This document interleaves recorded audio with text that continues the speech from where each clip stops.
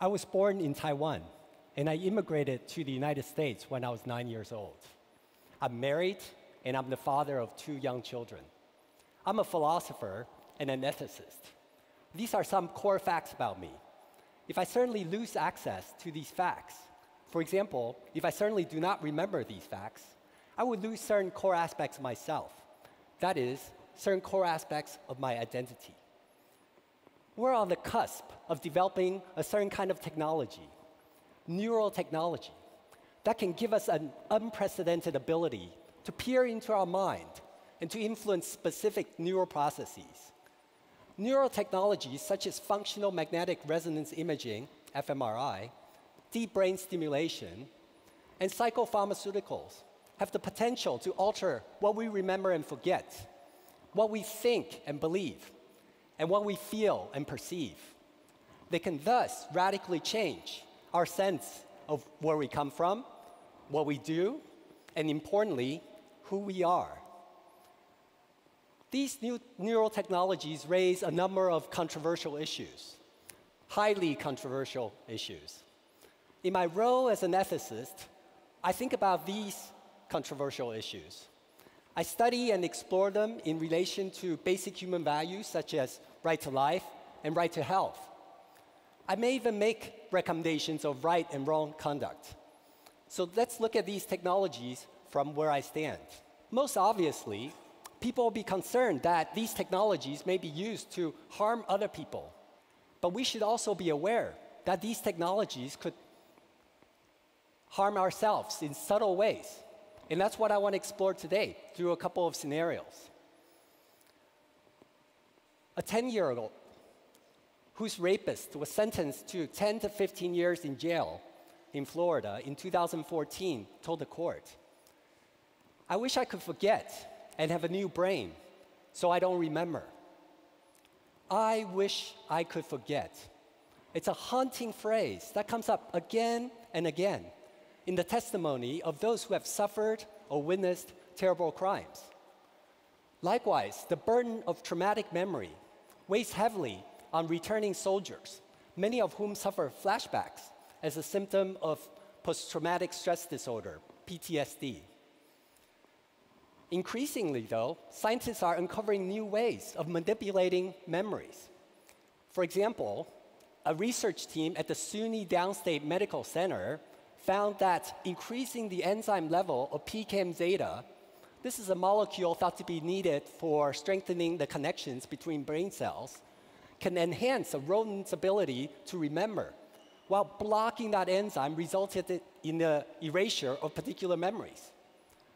Another research team at the Scripps Research Institute in Florida found that when the drug latriculin A was injected into a rodent's amygdala, certain memories could be selectively erased, while others were kept intact. Using optogenetics, this is a technique that uses light to manipulate nerve cells that have been sensitized to light. A team at MIT found that certain unpleasant memories in rodents can be neutralized or even reassociated with positive emotions.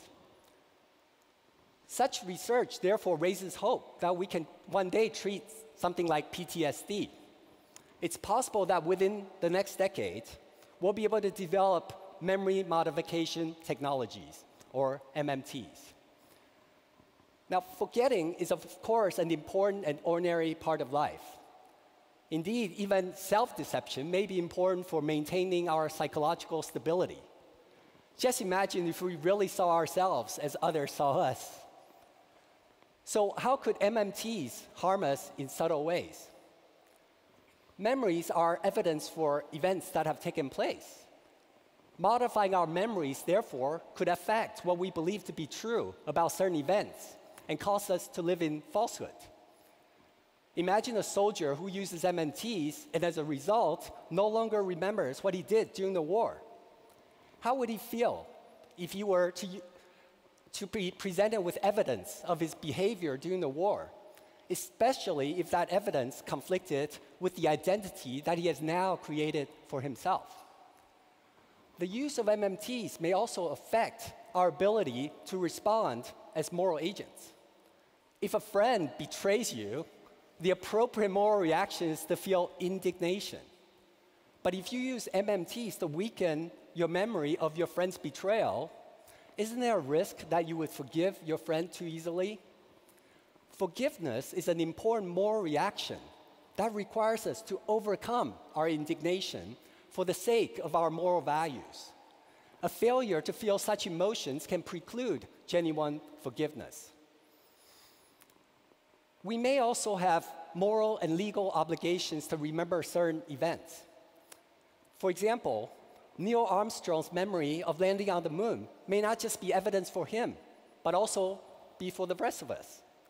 Or suppose you witnessed a traumatic car accident, you may be required to bear witness despite the trauma the memories may cause you. Would the use of MMTs then prevent us from meeting our obligations to ourselves and to others? For most of us, the point of using MMTs will be to enhance our own personal well-being. People should be at liberty to use such technologies as long as they don't use them to harm others. But given that inappropriate use of MMTs can cause us to live in falsehood, affect our ability to respond as moral agents, and possibly prevent us from meeting our obligations, the correct application of MMTs will also require that we understand what a good life for us is and the role of certain memories in our lives. Let's look at another scenario. War veterans are returning from combat with PTSD. Many can't live normal lives.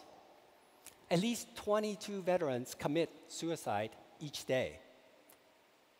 In the US, DARPA, the Defense Advanced Research Projects Agency, is spending over $70 million in the next 5 years to come up with novel devices that would treat conditions such as PTSD. DARPA is interested in something called deep brain stimulation, DBS. DBS involves inserting an electrode into the brain. The electrode is then connected to a battery pack. The battery pack then sends electrical signals to the brain.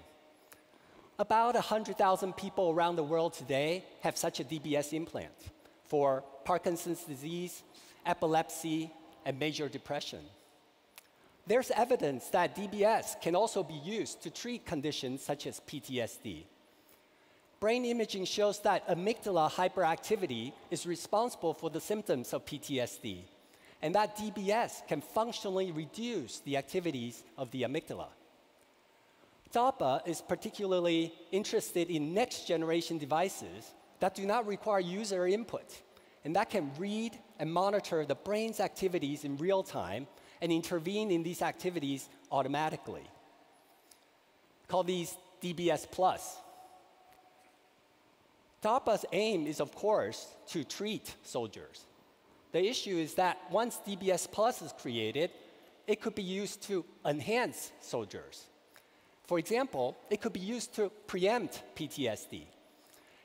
Imagine a soldier who just experienced a potentially traumatic event. DBS could be used to detect and categorize the emotional reactions of the amygdala. Like hurricane warnings, there could be different categories. If DBS Plus detected a Category 4 reaction, they would reduce the amygdala to a certain degree automatically. And if it detected a Category 5 reaction, then it would slow the amygdala to a halt. DBS Plus could also be used to reduce fear by automatically increasing adrenaline in a soldier. This would be like the way some soldiers now take drugs, such as amphetamine, before they go into battle. So what are some of the ethical issues surrounding the use of DBS Plus? Well, will soldiers be coerced into using such devices? The military command structure is hierarchical. What about peer pressure? Would a soldier get such an implant because other soldiers are getting them? Or maybe the pressure to succeed in the military is overwhelming. After all, soldiers with such implants may be more reliable soldiers. So can we ban DBS Plus the way we ban doping in sports?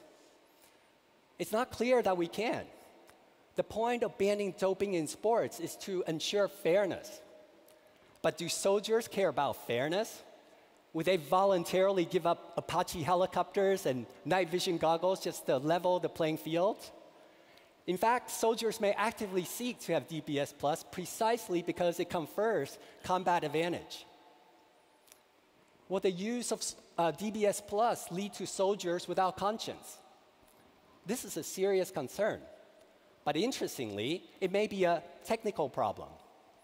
Brain implants that remove our morality are not really enhancements as such, and therefore are not really desirable.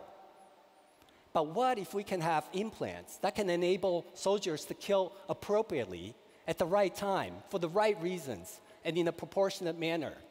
Will we still have ethical issues with soldiers using such a technology? At this point, it's worth recognizing that our identities are actually amazingly fluid and inconsistent. Psychological studies have shown that many of our memories are actually inaccurate in many details, or even outright false. And let's not forget that neurotechnologies are currently being developed in part in order to treat conditions such as PTSD, where pain can be unbearable. Let's take a look at another example. Sophie's Choice, from a novel by William Styron. In a concentration camp, Sophie was forced to make a decision of whether to save her son or her daughter. She chose her son, and in the end, her feelings of guilt became so unbearable that she committed suicide. In Sophie's case, and in other cases like it, where pain is unbearable, it seems permissible to use neurotechnologies to help us forget, even if doing so may alter our identities in other ways. Therefore, it does not have to be morally problematic to use neurotechnologies to shape our identities.